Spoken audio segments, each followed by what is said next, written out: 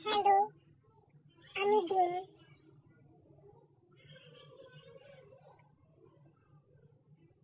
কি শয়তানের দল, অমন করে দেখছিস কি রে? লজ্জা করে না? লজ্জা করে না তোদের?